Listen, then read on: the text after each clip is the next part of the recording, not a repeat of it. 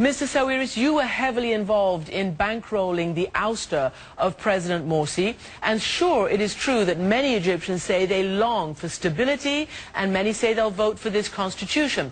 But equally, many are incredibly pessimistic and disappointed at the way these last 6 months have unfolded, with increasing autocratic tendencies. What is your reaction today about where your money has been spent? First, I would like to say I did not bankroll the opposition against Mr. Morsi. I supported Tamarrud with my party. We have the Free Egyptian Party that stood behind Tamarrud, offered its logistical support. All our, let's say, premises were used. We collected signatures for them. That's all what we did, you know. As far as what's going on now, we will have to repeat what we said before. The June 30th movement was a popular movement against a dictator who decided to turn Egypt into a religious state, someone who has opened the jails for all the terrorists who killed Sadat and lynched the tourists in Luxor. That was the popular movement. After that, we decided to go on a roadmap. The first step was today, which was to vote for a constitution that reflects all Egyptians, not only religious, not Muslims, not Christians, but everybody equally. And that's what we did today. It was a festival. Everybody went, was in very upside mood. Everybody was happy. It went very well. It was well organized and well secured. The people who are upset are the minority who have boycotted this constitution. Yeah, you call them the minority, but I have to say, depending on numbers, who can tell the numbers, but certainly what's been coming out of Egypt has been troubling for many Egyptians who supported even the ouster of President Morsi and now feel that they have simply had to endure a rising autocracy. Many Egyptians feel that despite some of the positive aspects of this new constitution, that it is one that enshrines the power of what we're seeing to be a very heavy-handed military in terms of cracking down on anybody and anything that disagrees with them. I think, I don't know where you get your sources of information, but, you know... Well, Mr. Saawiris, 3 of my colleagues are in jail. Here, you know. 3 of my colleagues are in jail for doing their job. As you know very well, there are 3 journalists, at least right now, for international organizations, including a former CNN, who are accused of terrorism, and this is simply being thrown out to tar anybody who disagrees. So my question remains, do you see a possibility do they have for a valid this kind of autocracy to end? In Egypt here? Oh, yes, they do. Mr. Saawiris, yes, of course they do. My question to you is this going to continue this way? You are referring to Al Jazeera members? Are you referring to Al Jazeera delegates in Cairo here? Mr. Saawiris, I'm referring to journalists who've been arrested because of the work that they're doing and the opinions that they either express or not, but they're considered enemies of the state. This is a bigger problem, which I'm trying to get you to answer. That's not the information I have. That's not the information I have. The information I have is that they were working without a permit. In any country, when you go as a correspondent, you need to get a valid permit. That's the information I have. Mr. Saawiris, you can claim that, but I happen to know also how this works. And any time a journalist is in trouble, specious allegations are made against them, such as they don't have a permit. Let us move beyond the technicalities, because they're sitting in jail right now. Do you think that it would show a positive aspect towards what your military and what you are saying, you want a democratic Egypt, at least to release these people, before we discuss the bigger issues?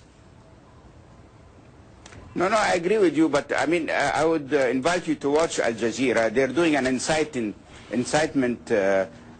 trip against Egypt. They're falsifying facts, they're making up stories, and they're acting to disturb.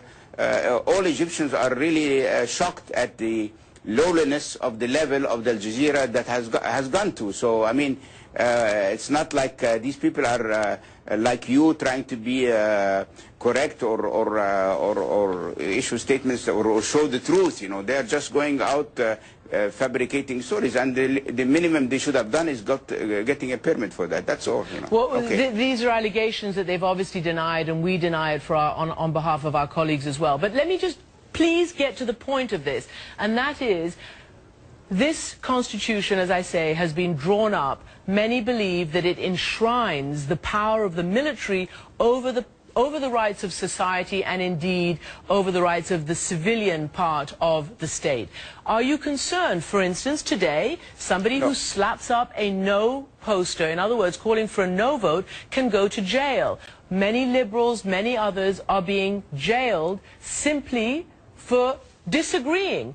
What is going to change, Mr. Sawiris, after this constitution is voted? First of all, I don't agree to any of that. Okay. Okay. First of all, I don't agree to anybody being jailed for saying no. Okay. But the fact is that we have a new law here in Egypt for demonstrations, for putting stickers. You need to get also, again, a permission to go on demonstration. This is not only Egypt, this is around the whole world. If you want to go and demonstrate in front of Wall Street in New York, you will have to go to the police and ask for permission. If you decide to ignore the law and go on your own and do a demonstration, then you're breaking the law, as simple as that. All right, Mr. Sawiris. What is your view of how democracy is actually going to emerge from what is right now a very heavy-handed, all-encompassing military rule? Let me just read you something. Maybe I can get you to react to this. Many who supported democracy, and many of them who perhaps supported even the ouster of President Morsi, are very, very depressed. One columnist says to a colleague today, "I write to you on the last day of this dismal year, 2013, when the dreams of Egyptians for a civil state that would bring freedom, dignity and social justice turned into nightmares. We now live in the shadow of a regime that is martial in its head, repressive in its arms, civilian in its skin, granting freedom only to those who applaud it, who applaud the regime." What is your reaction to that? I think, look, Mr. Abdulpour, I want to tell you something. I mean, people were, after the outsetting, Mr. Morsi was ousted by the people, we were confronted with a wave of terror acts, lynching of Egyptian soldiers, 21 soldiers twice, the bombing of a police station, killing innocent people, shooting people and bombing premises. Today we had a bomb in front of a court, you know.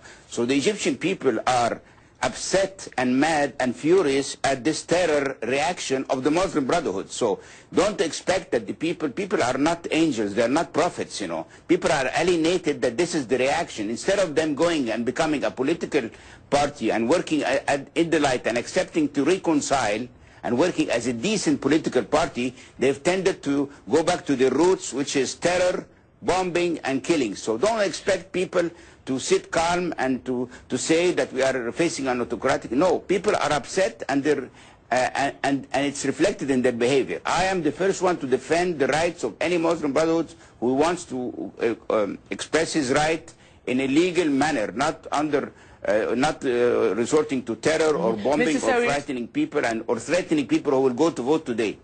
Mr. Sawiris says, you know, 17 people were killed just a few days ago. Hundreds were killed during the ouster of President Morsi.